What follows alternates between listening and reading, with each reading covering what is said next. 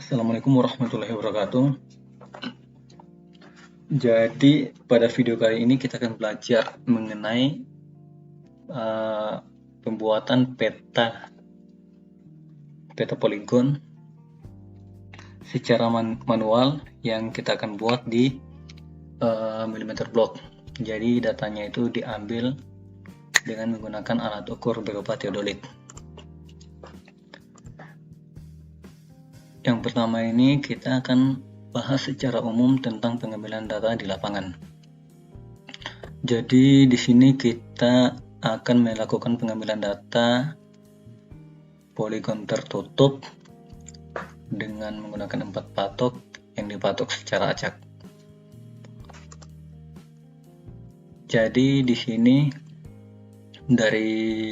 setelah teman-teman setting teodolitnya dipatok 1, teman-teman arahkan ke utara, kemudian teman-teman reset sehingga bacaan di monitor itu menjadi 0 derajat, 0 menit, dan 0 detik. Kemudian teman-teman buka dari patok 1 ke 2. Teman-teman buka dari 1 ke 2. Nah, bukaan yang sudut bukaan yang dari arah utara ke patok 2 itu disebut dengan azimut 12. Nah, setelah itu teman-teman reset lagi teodolitnya. Kemudian teman-teman ambil sudut biasa dan luar biasa dari patok 1 ke 2 atau tembak depan. Kemudian teman-teman tembak lagi ke belakang atau backside-nya dari 1 ke 4. Karena kita gunakan 4 patok, jadi backside-nya itu dari 1 ke 4. Nah, setelah itu ya jangan lupa juga teman-teman harus ambil sudut biasa dan luar biasa. Jadi perbedaan sudut biasa itu, ketika teman-teman arahkan pertama kali ke patok, misalnya dari 1 ke 2, teman-teman ambil sudut biasa. Untuk mengambil sudut luar biasanya itu teodolitnya diputar 180 derajat, kemudian teropongnya juga diputar, kemudian teman-teman tembak di titik yang sama. Itulah yang dinamakan dengan sudut luar biasa. Kemudian teodolitnya kita pindahkan ke patok 2. Jadi untuk patok 2 ini tembak depannya ke patok 3, 2 ke 3, kemudian tembak belakang dari 2 ke 1. Nah, jangan lupa di sini teman-teman juga harus mengambil sudut biasa dan luar biasa. Nah, setelah itu kita pindahkan ke patok 3. Nah, untuk patok 3 ini tembak depannya ke 4 atau 3 ke 4, kemudian tembak belakangnya itu 3 ke 2.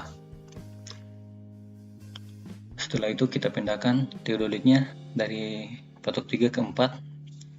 Jadi untuk patok keempat ini kita juga harus tembak depan. Jadi tembak depannya itu ke 1, tembak belakangnya itu 4 ke 3. Jangan lupa teman-teman harus mengambil juga sudut biasa dan luar biasa.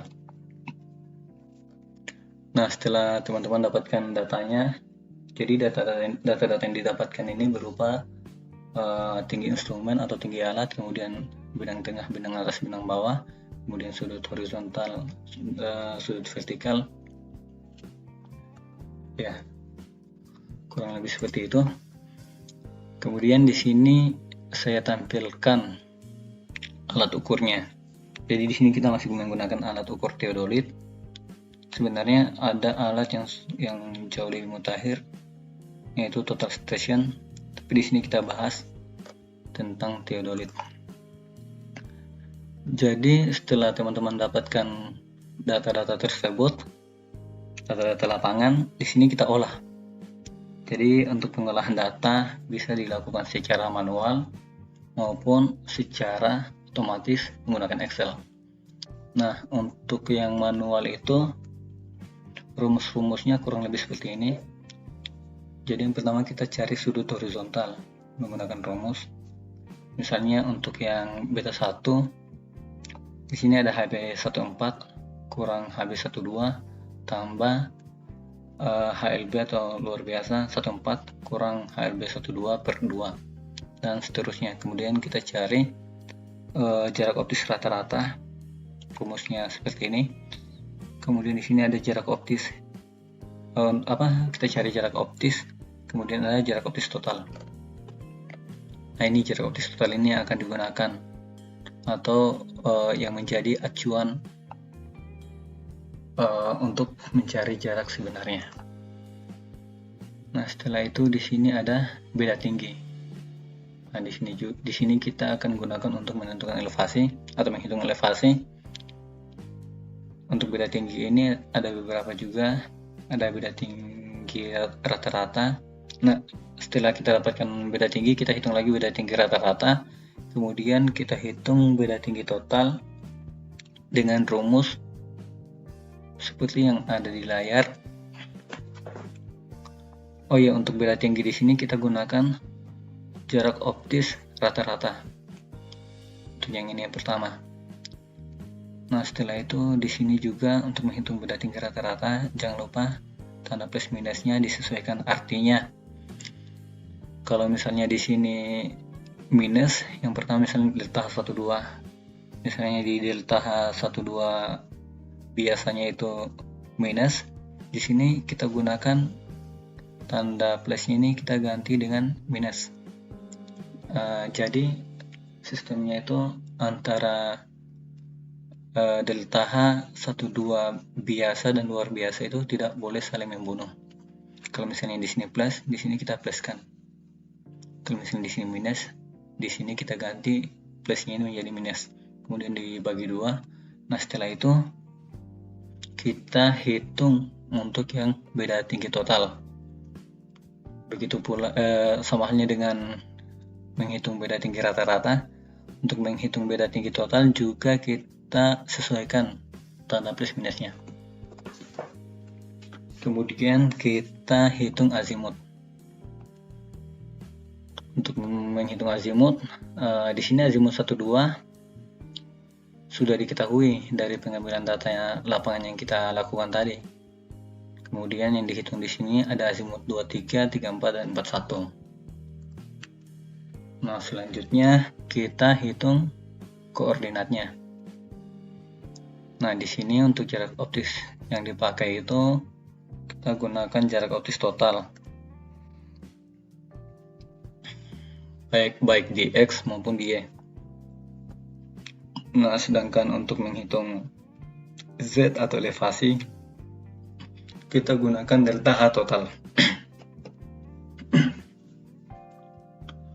Jadi ini adalah perhitungan secara manual. Nanti kita bahas juga bagaimana atau rumus-rumus apa saja yang digunakan untuk menghitung untuk menemukan koordinat dengan cara otomatis atau kita gunakan aplikasi Excel. Nah, setelah teman-teman sudah menghitung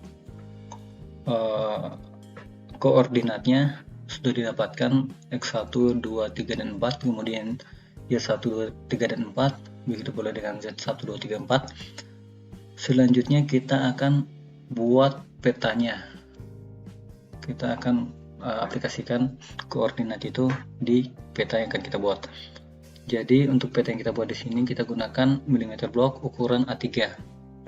Nah, untuk ukuran A3 itu kurang lebih 30 cm kali 40 cm. Jadi yang 40 cm itu kita kurangi dengan daerah legenda dan sebagainya. Jadi untuk sisa space atau ruang yang akan kita gunakan untuk membuat peta tinggal 30 cm kali 30 cm. Selanjutnya kita akan menentukan skala. Jadi skala yang akan ditentukan nanti itu akan mempengaruhi ukuran peta yang akan kita buat. Nah, untuk penentuan skala itu sendiri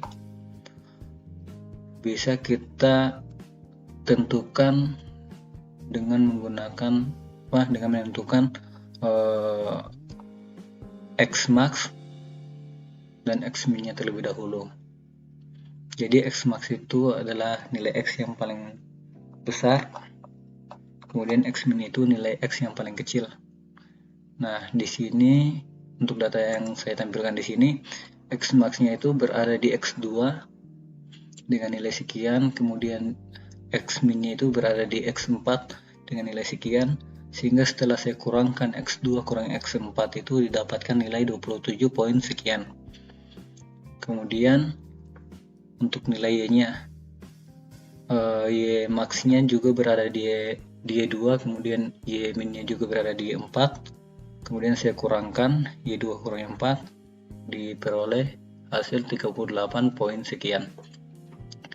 Nah, selanjutnya kita tentukan skalanya. Kalau misalnya di sini kita gunakan skala 1:100, kalau misalnya kita, karena di sini kan space-nya itu 30 cm kali 30 cm, sementara koordinat yang kita dapatkan di sini ada 27 sama 38 dalam satuan meter. Nah, kalau misalnya kita gunakan skala 1:100, untuk nilai X-nya itu pasti muat, karena di sini hanya ada 27, hanya digunakan 27 cm. Namun untuk Y-nya itu tidak mencukupi, karena di sini Y-nya itu 38 meter. Kalau kita gunakan skala 1:100, kita membutuhkan panjang sekitar 38 cm, sementara di sini kita hanya punya space 30 cm. Nah, untuk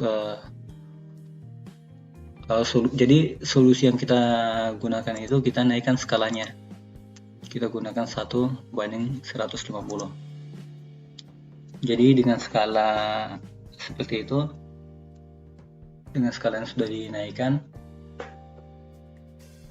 bisa dipastikan bahwa petanya itu akan masuk ke dalam space atau ruang yang sudah disediakan. Selanjutnya di sini kita buat arah panah seperti ini, X dan Y, X-nya ke atas, X-nya ke kanan searah timur, Y-nya itu ke atas searah utara. Nah, di sini kita asumsikan 0.0. Kemudian kita, jadi di sini grid yang saya tampilkan di sini bisa diasumsikan sebagai grid di millimeter block. Jadi kalau di millimeter block itu ada per centimeter. Jadi di sini kita asumsikan seperti itu. Begitu pula dengan yang X-nya. Nah, untuk suatu grid di atas 0 itu bisa teman-teman masukkan Y min atau Y terkecil. Kemudian untuk yang X itu teman-teman masukkan juga X min atau X terkecil. Nah, selanjutnya untuk grid kedua dan seterusnya teman-teman tambahkan berdasarkan skala yang sudah teman-teman tentukan tadi. Misalnya di sini, karena di sini kita gunakan skala 1:150, jadi untuk grid selanjutnya itu bisa dimasukkan 9968.5. Kemudian yang di sini 9970, ya kan? Selanjutnya di sini ada 9971.5 dan seterusnya. Kita sesuaikan dengan skala. Begitu pula dengan yang X, karena di sini 4999 untuk grid pertama. Jadi untuk grid kedua itu 5001.5. Kemudian untuk grid ketiganya itu 5003, kemudian 5004.5 dan seterusnya sampai di Y max atau X max-nya. Nah, selanjutnya kita tinggal masukkan koordinatnya. Misalnya koordinat satunya itu X-nya berapa, nanti kita tarik garis putus-putus seperti ini. Kita misalnya di sini posisinya 5002, jadi kita cari 5002 yang ada di grid itu di mana untuk nilai X-nya. Kemudian misalnya di sini Y-nya sekian, jadi kita cari juga di grid Y di sini berada di posisi mana untuk X satunya, untuk Y satunya. Nah, setelah itu kita cari juga untuk koordinat 2 dengan cara yang sama. Kita sesuaikan. Jadi koordinat yang dimasukkan di sini berdasarkan koordinat yang sudah dihitung sebelumnya menggunakan rumus tadi. Kemudian yang 3 juga dan yang 4. Nah, setelah didapatkan titik-titiknya seperti ini, kita hubungkan. Nah, setelah terhubung seperti ini, inilah titik yang menjadi poligon tertutup yang sudah teman-teman ambil tadi. Kalau misalnya hasil peta yang teman-teman buat tidak sesuai dengan pengambilan data lapangan, kemungkinan perhitungan teman-teman itu masih ada kesalahan. Nah, setelah kita selesai buat peta koordinat, sekarang kita buat peta azimut. Jadi untuk peta azimut ini data yang kita gunakan itu untuk jaraknya itu jarak dari 1 ke 2, 2 ke 3, 3 ke 4, dan 4 ke 1 itu kita gunakan jarak optis total yang sudah teman-teman hitung sebelumnya. Sedangkan untuk bukaan sudutnya, kita gunakan bukaan sudut yang azimut 12, 23, 34, dan seterusnya. Jadi untuk pengaplikasiannya di peta itu, pertama teman-teman tentukan dulu titik satunya di mana. Jadi ini teman-teman bisa gunakan acuan di peta koordinat. Nah, setelah itu kita buat garis seperti ini, tegak lurus dengan arah utara. Kemudian kita buka. Nah, bukaan yang ini dari 1 ke 2 ini kita sesuaikan dengan panjang atau jarak yang sudah dihitung tadi. Di sini misalnya di sini 27.93 meter. Nah, 27.93 itu jangan lupa kita skalakan dulu. Karena di sini skalanya 1:150, jadi kita bagi dulu 1.5 setelah kita sesuaikan satuannya. Nah, setelah kita skalakan, jarak atau panjang itulah yang akan kita masukkan di peta dari 1 ke 2. Sedangkan untuk azimutnya atau bukaan dari arah utaranya itu kita gunakan azimut 12. Nah, azimut 12 setelah kita buka itu dengan menggunakan busur secara manual. Nah, setelah itu kita buat titik 2-nya di sini, titik 2-nya. Jadi untuk seterusnya kita gunakan dengan cara yang sama.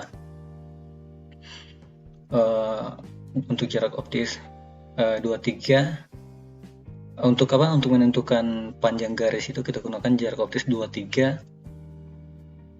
Jangan lupa diskalakan juga.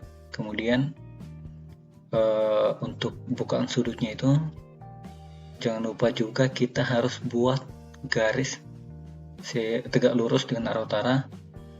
Jadi fungsi garis ini untuk menjadi acuan bukaan sudutnya ke patok 3. Nah, seperti itu. Nah, untuk bukaan sudutnya ini kita sesuaikan dengan azimut 23 yang sudah dihitung tadi. Nah, setelah itu kita dapatkan titik 3-nya. Nah, kita buat juga garis tegak lurus dengan arah utara. Setelah itu kita lakukan hal yang sama untuk mendapatkan titik 4. Kemudian kita dapatkan jarak dari 1 ke 4 beserta azimutnya. Nah, untuk supaya teman-teman ketahui, terkadang juga bisa saja untuk dari 4 ke 1 ini terkadang tidak menutup, kadang terbuka ke sini, kadang terlalu banyak masuk ke sini. Jadi itu tidak masalah, karena kalau larinya itu tidak begitu jauh, itu tidak masalah, karena itu bisa saja terjadi karena human error. Jadi setiap orang itu ketika memegang busur mungkin berbeda-beda. Kemudian hal lain juga bisa menyebabkan itu terjadi, karena kadang kita mengabaikan misalnya di sini ada derajat, menit, detik, kita hanya berpatokan sama derajatnya, dan kita terkadang mengabaikan menit dan detiknya. Jadi itu saya rasa tidak terlalu masalah. yang penting tidak terlalu banyak. Nah, jadi peta azimut itu bisa digunakan juga untuk mengkoreksi peta koordinat yang dibuat sebelumnya. Karena peta utama yang digunakan itu adalah peta koordinat. Nah, itu saja untuk pembahasan pembuatan peta poligon. Untuk video selanjutnya kita akan belajar mengenai pembuatan peta kontur dan seterusnya. Oke, sekian. Wassalamualaikum warahmatullahi wabarakatuh.